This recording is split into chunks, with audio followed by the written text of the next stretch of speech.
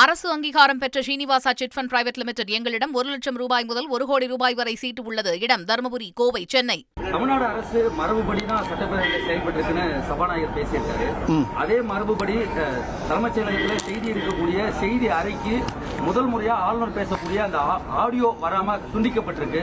அவருடைய மைக்கும் ஆஃப் செய்யப்பட்டதா ஆளுநரும் கூறுறாரு. இது சரியான நடைமுறையா, அது மரபுதானா?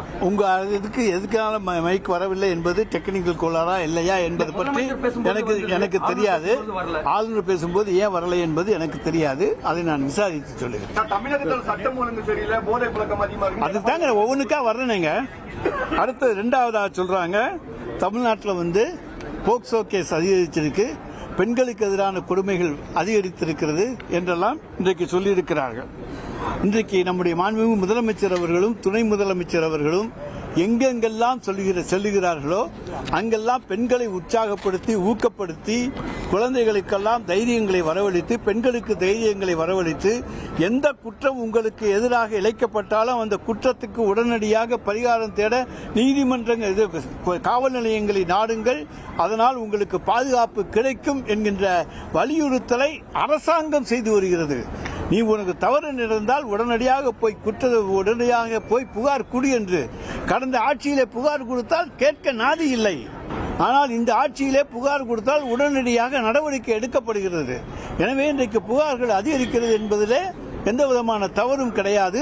மக்கள் தைரியமாக வரக்கூடிய சூழ்நிலையை நாங்கள் உருவாக்கி இருக்கிறோம். பெண்களும் குழந்தைகளும் தைரியமாக இன்றைக்கு புகார்கள் தருகிறார்கள் என்பதை நான் இங்கே தெரிவித்துக் கொள்ள கடமைப்பட்டிருக்கின்றேன். அவர்களுடைய தைரியம்தான் இதற்கு அடிப்படை காரணம். அதே போல போதைப்பொருள் நடமாட்டம் சொல்றீங்க. போதைப்பொருள் தமிழ்நாட்டில் உற்பத்தியே கிடையாது. எங்கேருந்து வருதுன்னு உங்களுக்கு நல்லா தெரியும். எந்த மாநிலங்கள்லேருந்து அதெல்லாம் அனுமதிக்கிறாங்க, எத்தனை கோடி லாபம் சம்பாதிச்சுக்கிட்டு அனுமதிக்கிறாங்கிறது தெரியும். ஏன் நீங்கள் அனுமதிக்கிறீர்கள்? ஒன்றிய அரசு எப்படி போதைப் பொருளை வர விடுகிறது அதை முதலிலே யாரும் கேளுங்கள். ஆனால் நாங்கள் தமிழ்நாட்டை பொறுத்தவரைக்கும் எல்லா எல்லையிலும் இன்றைக்கு பயங்கரமான காவல் போட்டு அவர்களை எல்லாம் கட்டுப்படுத்துவதனாலே தான் இன்றைக்கு அதிகமான பொருட்களை போதைப் பொருட்களை எல்லையிலே நாங்கள் இன்றைக்கு கைப்பற்றுகின்றோம். இன்னும் சொல்ல போனால் நம்முடைய மாண்புமிகு தமிழ்நாடு முதலமைச்சர் அவர்கள் 3 மாதத்துக்கு ஒரு முறை இந்த நார்காட்டிக்ஸுக்காக வேண்டிய போதைப்பொருள் தடுப்புக்காக உள்ள அதிகாரிகளையே அழைத்து ரிவ்யூ மீட்டிங் நடத்துகிறார்.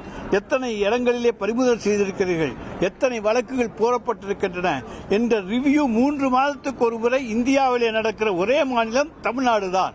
ஆனால் இங்கே எந்த போதைப்பொருள் உற்பத்தி கிடையாது. ஆனால் இது வழியாக வெளியே சென்றுவிடக் கூடாது.